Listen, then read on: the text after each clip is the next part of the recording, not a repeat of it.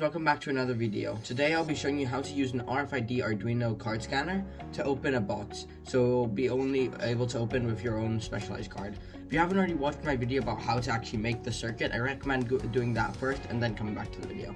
Anyways, let's get into it. Alright, so this is the box we'll actually be setting it up for, but really it can work, the same would apply to any sort of box or drawer that you want to do at home. It's more of just an example, so I'll show you how to do it now.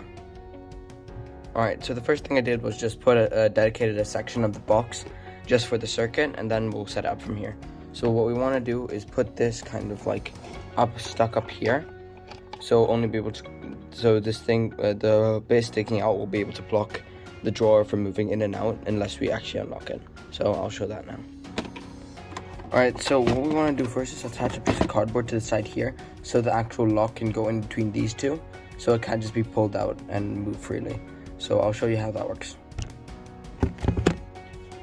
Alright, after waiting for the hot glue gun to heat up, I'm just going to put this piece of cardboard here and glue it to the side, just so it'll stick there and not move around when it's being tugged or pulled, because if you can just pull it out easily, then kind of, then there's no point in the lock. So we're just going to glue it on like this. If you don't have hot glue, I think just any sort of super glue would work.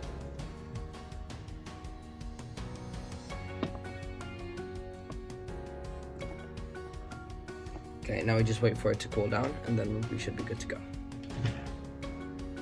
Alright, now that the glue is dried, this is quite stiff. So we're also going to glue this servo motor to the top here. So basically functioning hard to look in there. But basically it will sit like this over the piece of cardboard. Then when we flash the card, this will go up and then it'll be free to move. Alright, so we're going to glue this servo motor on now. Alright, now that the servo motor is glued up there, we'll quickly take the card, let it go up, put this in, and hopefully it will, when it goes down. Alright, so I glued the servo up there, so when we take the card and do that, it should unlock. We can push this all the way in. And it'll go down, I left the card in there. Then it'll go down again, and then it shouldn't be able to come out unless we scan it. So now we have to set up the scanner so we can actually get the card to go to it when it's not. So we'll put the scanner at the side of the box, so because the card will be able to get scanned out from outside the plastic.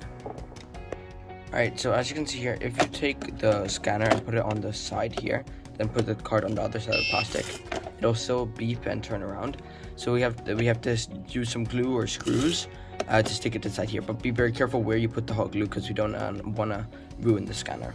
So just look at the bottom and see where there's no wires or anything, and preferably put it where the screws would have gone, like in those 4 holes. That's where you should put the glue. But if you have screws, that works even better, so use that instead. It's just because I don't have the screws to go that match with this, so I'll use hot glue instead.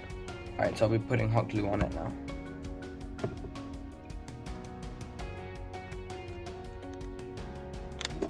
Okay, hot glue on those, and we'll put it to the side there.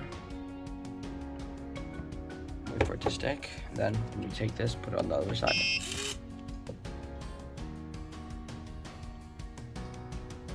And then it goes back down. Great, it works perfectly. Alright, so if we want to close it, we'll scan it, it'll open, we'll push it all the way in. Then it should close again, and then we won't be able to take it out. Then we just slot the card into the side right there. There. Then you can take it out again. Works great. So of course the system might be a bit different from you, but just put it at the side of the box so you'll be able to scan the card in some way, so we'll be able to go through like very slim material. So if you have a thin bit of wood or a thin bit of plastic, you'll be able to scan through there. So just stick the scanner to the much of the side of the box that you can, and then it'll be able to scan through.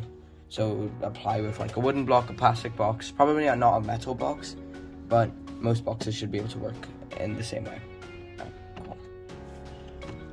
Alright, so now as you can see, it's quite messy in there, so we have to find a way to section off where all the electronics and stuff are from what the actual content of the box is. We can do this by just making a divider where we'll put the electronics, and also we might drill some holes that we can stick the LEDs through, so we can see the red and green flashing LEDs from the outside of the box. So I'll show you how to do that now. Alright, so for the LEDs, to make them pop out of the box, they can't be just attached to the breadboard. So we'll use these jumper cables to be able to make them more freely moving. So we'll just take that out there, put in the 2 wires,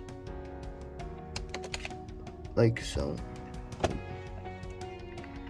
And then just put in the LED in the same orientation as it was when it was on the board. Oh, the wires popped out. It can be a bit difficult when it's in a cramped space, but just keep on trying. It should be able to work. So there you go. Just make sure it's in the same orientation as it was when the LED was actually in the board, because then we'll be able to move it through freely and drill a hole so it'll be able to stick out the side of the box. So just do the same with the red LED as well. Alright, now that the 2 LEDs are freely moving, we'll be drilling 2 holes right there at the outside of the box so we can see the 2 LEDs coming out there. I'll show you how to do that now. Alright, so I have my drill here that we'll use to drill 2 holes for the LEDs to pop out. It's around the same size as the LEDs, preferably a bit smaller, so they'll fit snugly through the hole. If it's a bit bigger, just use some glue to set them in place. So let's do that now.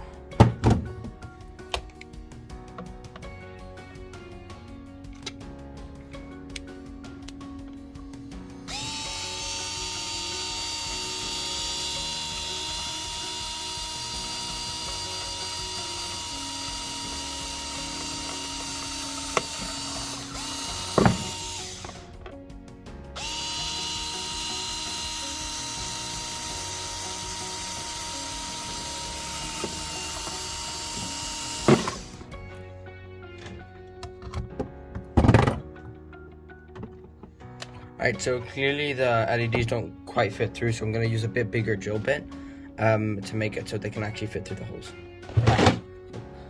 Alright, so I made the holes a bit larger and then I just stuck the LEDs through. Didn't have to glue it or anything, it was a very snug fit. So now you can see if I use the card, you can see it flashes green from the outside. We'll do a test here. So once it closes again, can't bring it all the way out. It stops, but then slot the card through here. Boom, there, light screen, and then you can take it out. Great.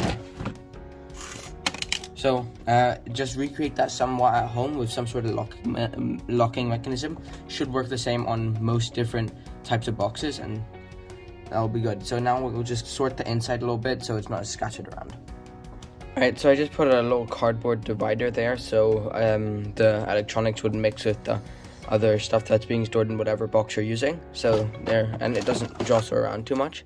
So I think with that, the finishing touches are done, and that's all you need to build your own Arduino powered box at home.